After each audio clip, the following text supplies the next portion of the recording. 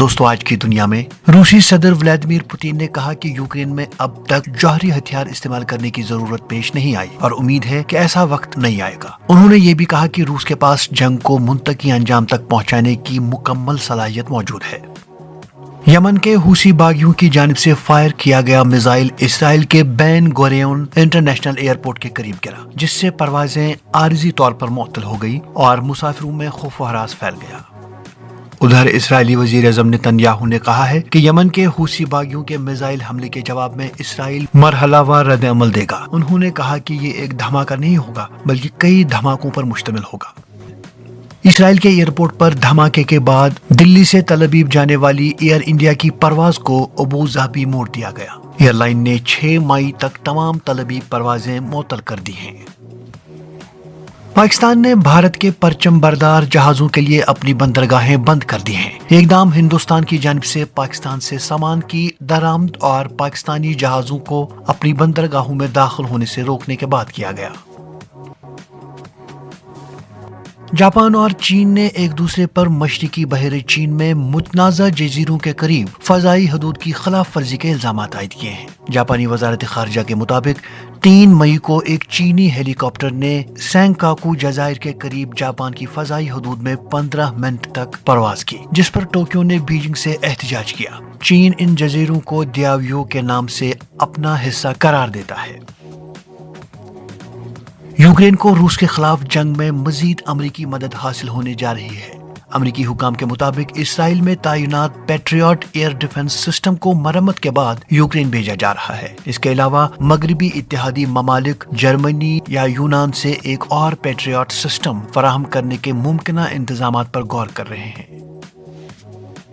Mexico کے صدر نے امریکی صدر ڈونالڈ ٹرمپ کی جانب سے میکسیکو میں امریکی فوج تعینات کرنے کی تجویز کو مسترد کرتے ہوئے اسے ملک کی خود مختاری کی خلاف ورزی قرار دیا۔ انہوں نے کہا کہ ٹرمپ نے انہیں ٹیلی فونک گفتگو میں منشیات کی سمگلنگ سے نمٹنے کے لیے امریکی فوج کی مدد پیش کی تھی، جسے انہوں نے صاف طور پر رد کر دیا۔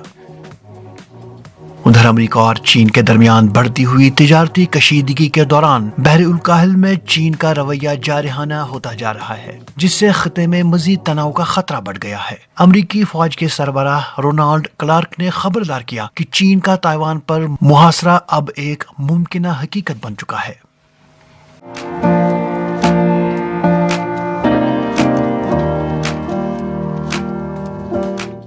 واشنگٹن پوسٹ نے رپورٹ کیا کہ امریکی صدر ڈونالڈ ٹرمپ نے اپنے قومی سلامتی کے مشیر مائک والٹز کو اس وقت برطرف کیا جب انہوں نے ایران کے خلاف فوجی آپریشنز پر بات کرنے سے پہلے اسرائیلی وزیر اعظم نتن یاہو سے رابطہ کیا تھا۔ اخبار کے مطابق والٹز کا خارجہ پالیسی پر سخت گیر موقف تھا، جس نے ٹرمپ کے نقطۂ نظر کے برعکس روسی صدر ولادیمیر پوتین کے خلاف سخت رویہ اختیار کرنے کو ترجیح دی۔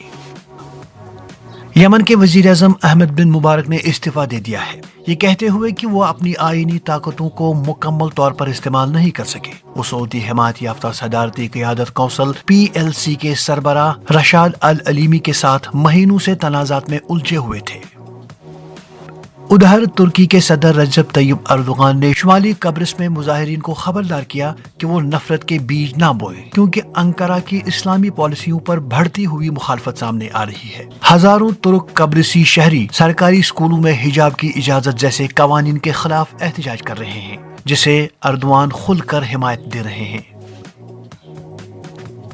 سعودی وزارت داخلہ نے خبردار کیا ہے کہ وزٹ ویزا رکھنے والوں کو مکہ مکرمہ میں مقدس مقامات میں رہائش فراہم کرنے، چھپانے یا کسی بھی قسم کی مدد دینے پر 1 لاکھ ریال تک کا جرمانہ عائد کیا جائے گا۔ وزارت نے کہا کہ یہ پابندی 1 ذی-القعدہ سے 14 ذی الحجہ تک نافذ رہے گی۔ اگر 1 سے زیادہ افراد کو چھپایا یا ٹھہرایا گیا تو ہر فرد کے لیے علیحدہ جرمانہ عائد ہوگا۔ امریکہ میں $30 ملین کے جوری فیصلے نے ان کیوبن جلاوطن خاندانوں کے لیے امید پیدا کی ہے جو فیڈل کاسٹرو کے 1959 کے انقلاب کے بعد ضبط شدہ زمین کی تلافی چاہتے ہیں۔ یہ مقدمہ ہیلمز برٹن ایکٹ کے تحت دائر کیا گیا تھا اور ایکسپیڈیا گروپ پر قبضہ شدہ جائیدادوں سے منافع کمانے کا الزام لگایا گیا تھا۔ یہ کیس کیو کوکو نامی جریدے پر مرکوز ہے جو اب ایک مشہور سیاحتی مقام بن چکا ہے، مگر کئی کیوبن امریکی خاندان دعویٰ کرتے ہیں کہ یہ ان سے غیر قانونی طور پر لے لیا گیا تھا۔ امریکہ، میکسیکو اور کینیڈا میں خسرہ کے بڑھتے ہوئے کیسز نے ماہرین کو خبردار کر دیا ہے کہ دنیا پوسٹ ہرڈ امیونٹی کے دور میں داخل ہو چکی ہے۔ امریکہ میں پچھلے 25 سالوں میں سب سے بڑا خسرہ کا پھیلاؤ دیکھا جا رہا ہے، خاص طور پر ٹیکساس، نیو میکسیکو اور اوکلاہوما میں، جہاں 2 بچوں اور 1 بالغ کی موت ہو چکی ہے۔ 5 مئی 2025 کو کووڈ-19 کو عالمی ایمرجنسی قرار دیے جانے کے خاتمے کو 2 سال مکمل ہو گئے۔ عالمی ادارے صحت نے 2023 میں اعلان کیا تھا کہ اب یہ وبا عالمی ہنگامی صورتحال نہیں رہی، جس میں ویکسین مہم کا کلیدی کردار تھا۔ WHO کے سربراہ ڈاکٹر ٹیڈروس نے 2022 میں کہا تھا کہ اختتام قریب ہے۔ ایلان مسک کی اسپیس ایکس کمپنی کا ٹیکساس میں واقع لانچ سائٹ اسٹار بیس شہر بننے کی راہ پر گامزن ہے۔ 3 مئی 2025 کو ہونے والے انتخابات میں مقامی ووٹرز نے اس فیصلے کی بھرپور حمایت کی، جن میں زیادہ تر اسپیس ایکس کے ملازمین شامل تھے۔ اسٹار بیس اسپیس ایکس کے راکٹ پروگرام کا مرکزی مقام ہے، جس کا معاہدہ ناسا اور امریکی محکمہ دفاع کے ساتھ ہے، اور یہ منصوبہ انسانوں کو چاند اور مستقبل میں مریخ پر بھیجنے کا ارادہ رکھتا ہے۔ اور دوستو، آخر پر آپ سب کے لیے ایک چونکا دینے والی خبر۔